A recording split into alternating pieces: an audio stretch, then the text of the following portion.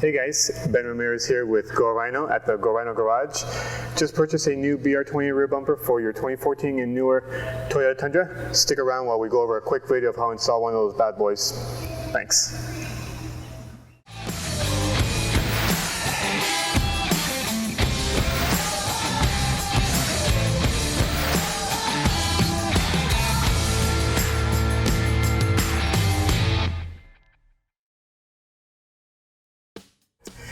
Thanks again for joining us. Now, before we begin, I do want to just kind of go over briefly some quick tips that are going to make this installation relatively quick and painless. When you get your BR20 bumper, you're going to notice that there's a box label on the outside that lets you know that we've gone green. And what we mean by that is that now you have to download and print out the install guide. You know, you can either print it out or you can even view it on your, if you have a tablet or an iPad, something of the like. You can please visit GoRhino.com, and on the left side of the screen you'll see that there's a part number box that you can just enter the part number there and it'll take you right to it, where you can just download a PDF file. And before you start this particular install, you're going to want to get all the required tools. And we've already done the legwork for you. The first page does tell you all the tools that are going to be required to perform this install. And again, we do so because we want to make this as quick and painless as possible. Okay, so now we're going to begin the removal of this rear bumper. We're following the install guide and we are combining a couple steps because we're using a lift and we're taking advantage of that as well. So you're going to want to disconnect two harnesses back here. The black one's relatively straightforward. The white harness, you're going to want to use a flathead screwdriver to disconnect it.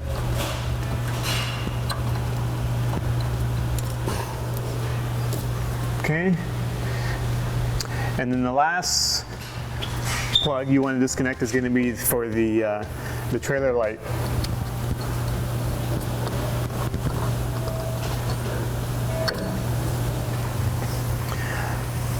Okay, so from here on out we're going to remove these two plastic clips and then we're going to proceed to removing these two bolts per side. And again, you want to use a flathead screwdriver to pop these out.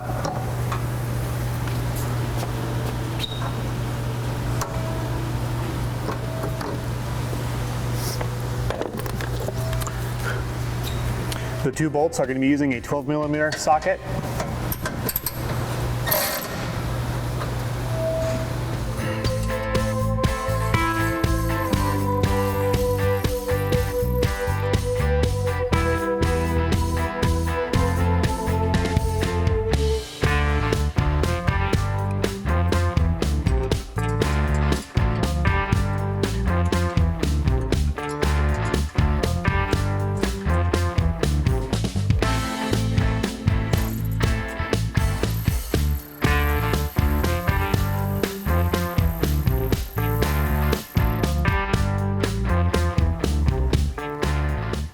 So before we begin our next step, we're going to lower the vehicle. Okay, so the next step is we have to remove this top cover. In order to do so, we have to remove this plug, and then we're going to have to try to pop the cover off. And before we do so, you're also going to want to remove the trailer plug. You're going to need to use a flathead screwdriver for this part of it. Okay, now this is going to require a little bit of finessing and finagling to make this work, to get this to pop out.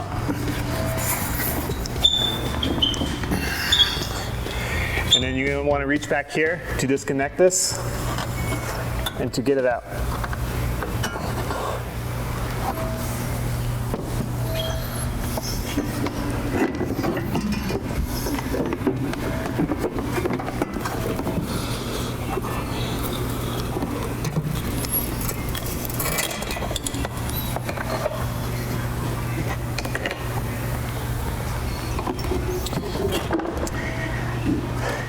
And the next step that we're going to do, we're going to remove these 4 bolts, there's 4 per side, to remove the end caps.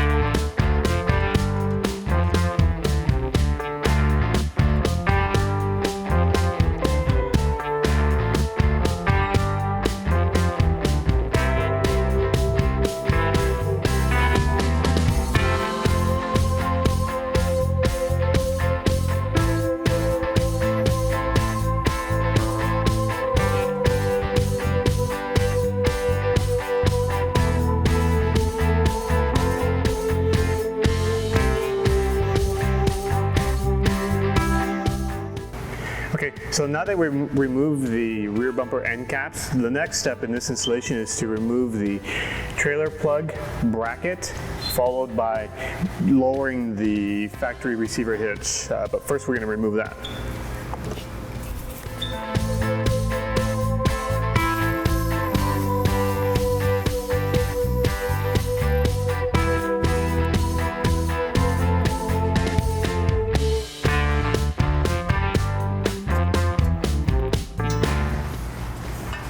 Now, for the purposes of this install and time, we've already removed some of the bolts on this side, but we're just going to kind of touch base on the bolts that need to be removed on the passenger side. You're going to want to loosen the one that's closest to the front.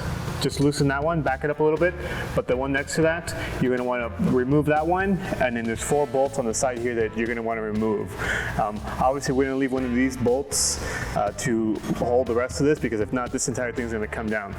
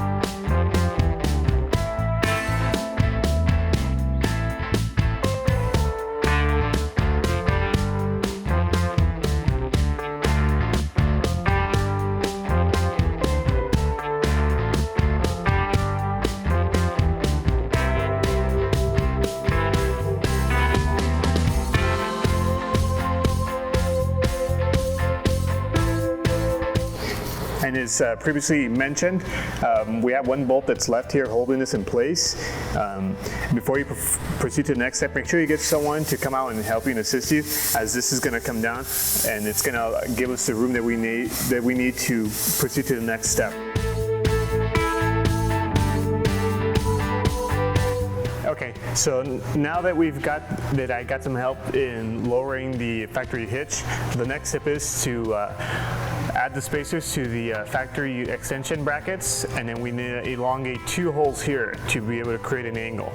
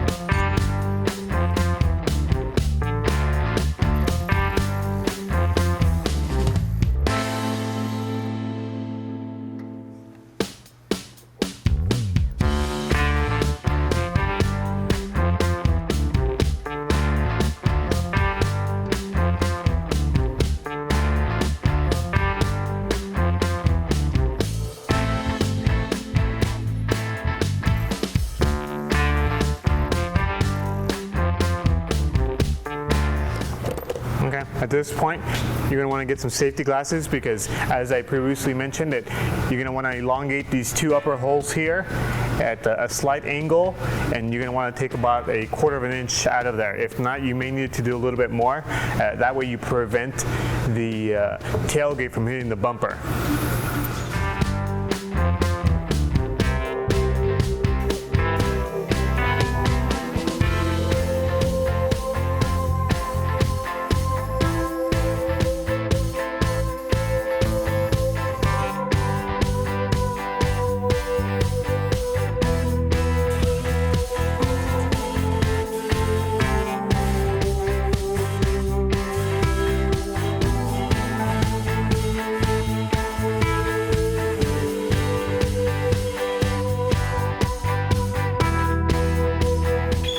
So now that we've elongated our two upper holes, we went ahead and did the install on the outer frame bracket.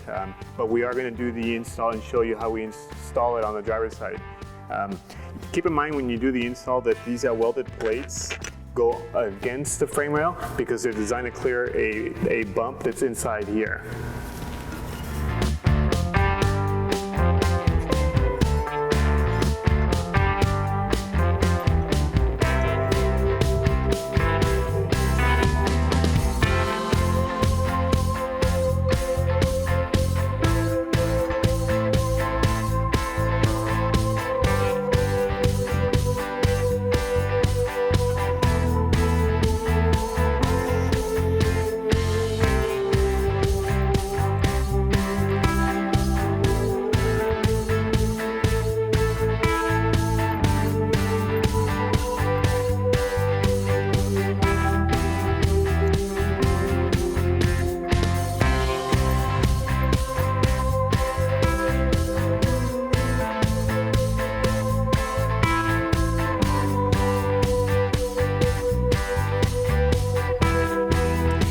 Okay guys, now that we installed the outer frame brackets, I went ahead and had someone help me put the bumper onto the vehicle. As a precautionary measure, we did tape off the ends because, after spending the time and effort to do this install, you want to make sure you protect the vehicle, whether it's for your vehicle or for your customer's vehicle. You want to make sure that the vehicle gets returned in the same condition it was received. And again, as I mentioned, that this is a two-person job. You want to make sure that someone's holding one end of the bumper while you're installing the Rhino horns. Now, for this particular install, we went ahead and installed the passenger side, but I'm going to show you how to install the driver's side so you'll have some type of a reference. You're going to want to bring the Rhino horn kind of at an angle, and you just kind of fish it right through. Okay, and just use the supplied hardware to hold it in place. Make sure you don't let this go.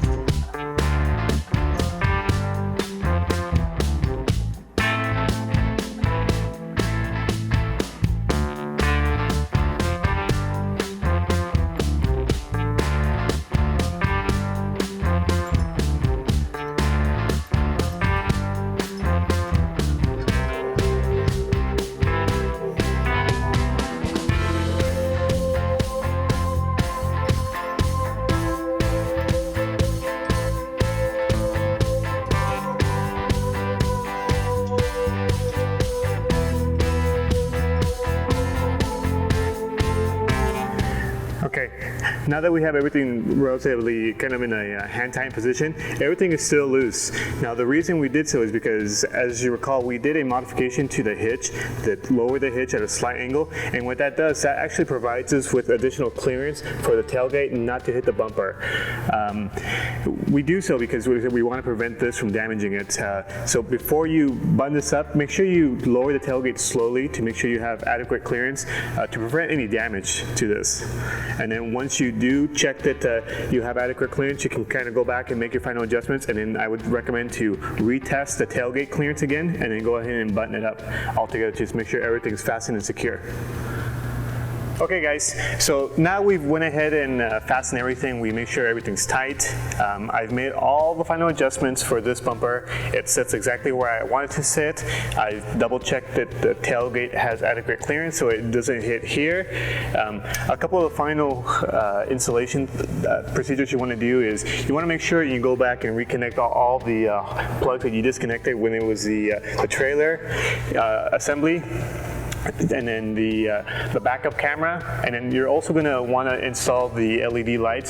That particular part of the install does require you to do a hard wire, which is pretty simple and straightforward, and you're pretty much done. You're ready to enjoy your BR20 rear bumper. And again, I'd like to thank you for joining us as we go over this video. And for any future videos, please come by and visit GoRhino.com. Thanks again.